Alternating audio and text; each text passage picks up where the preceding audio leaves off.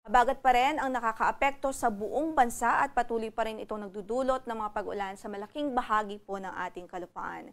Inaasahan pa rin natin ang katamtaman hanggang sa kung minsan ay malakas na mga pag-ulan dito sa Batanes, Babuyan Islands, Pangasinan, Zambales, Bataan, maging sa Occidental Mindoro, kaya't sa mga kababayan natin doon patuloy natin silang pinag-iingat sa bantaho ng mga pagbaha at pagguho ng lupa dahil sa halos patuloy na pag-ulan dahil nga po sa habagat o southwest monsoon.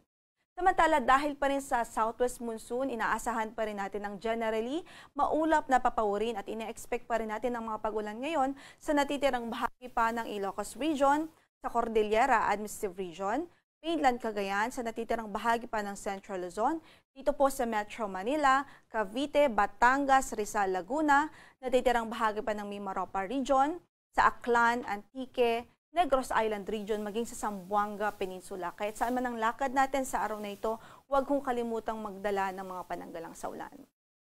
Samantala, meron din tayong minomonitor na low pressure area sa labas po ng ating area of responsibility.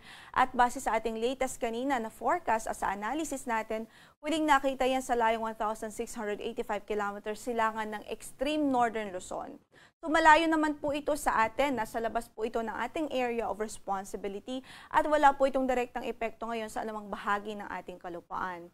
At according sa ating forecast, sa latest analysis po natin, nananatiling mababa ang tsansang mabuo ito bilang isang bagyo in the next 24 hours. At generally, northwestward o pahilagang kanluran ng kanyang magiging pagkilos. At kung pumasok man po ito ng ating area of responsibility, nananatiling mababa ang tsansang makaapekto ito ng direkta sa anumang bahagi ng ating kalupaan. Ngayon po man, patuloy pa rin po tayong mag-antabay at mag-monitor sa magiging updates ng pag-asa ukol sa nasabing weather disturbance. Para naman po sa real-time na warnings, thunderstorm and rainfall warnings, bisitahin po natin ang website na panahon.gov.ph para po sa mga updated na possibilities kung meron man pong tsansa ng mga pagkidlat pagkulog o may mga nararanasang pagkidlat pagkulog at mga pag-ulan sa inyong lugar, ay bisitahin po natin itong website panahon.gov.ph at dyan po natin, nire-release din po natin, nag-i-issue po ang ating Pag-asa Regional Services Division ng mga thunderstorm advisories and rainfall advisories at dito po natin makikita sa website na ito. Samantala, i-reiterate lamang po natin ang ating forecast for today sa malaking bahagi ng bansa. Dahil nga po sa southwest monsoon o habagat, patuloy pa rin ang malalakas na mga pag-ulan dito po sa Zambales, Bataan, Pangasinan, Occidental Mindoro, maging sa Batanes at Babuyan Islands. At dahil pa rin sa southwest monsoon o habagat, asahan pa rin natin ang maulap na papawirin at mga kalat-kalat na mga pagulan at pagkidlat pagkulog sa natitirang bahagi pa ng Ilocos Region, Cordillera Administrative Region sa Mainland Cagayan, sa natitirang bahagi pa po ng Central Luzon, dito po sa Metro Manila, Cavite, Batangas, Rizal at Laguna, maging dito po sa natitirang bahagi ng Mimaropa Region. Para naman sa ating pagtayo ng ating temperatura sa lawag, from 24 to 28 degrees Celsius ang ating inaasahan. Sa Baguio ay 17 to 20 degrees Celsius. Sa Tuguegarao ay 24 to 32 degrees Celsius. Sa Metro Manila, 27 to 31 degrees Celsius.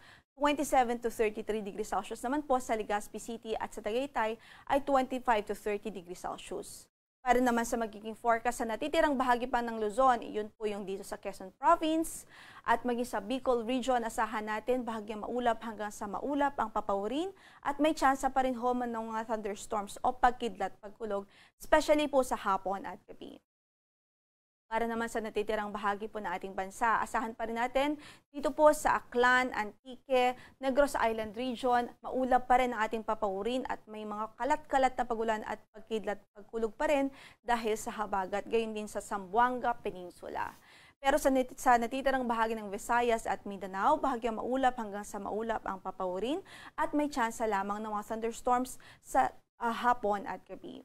Para sa pagtaya ng ating temperatura doon sa Tacloban from 26 to 33 degrees Celsius, 26 to 33 din po sa Cebu City at 25 to 32 degrees Celsius sa Puerto Princesa City, 25 to 32 sa Cagayan de Oro, 24 to 32 naman sa Davao City, habang 24 to 31 degrees Celsius po sa Zamboanga City.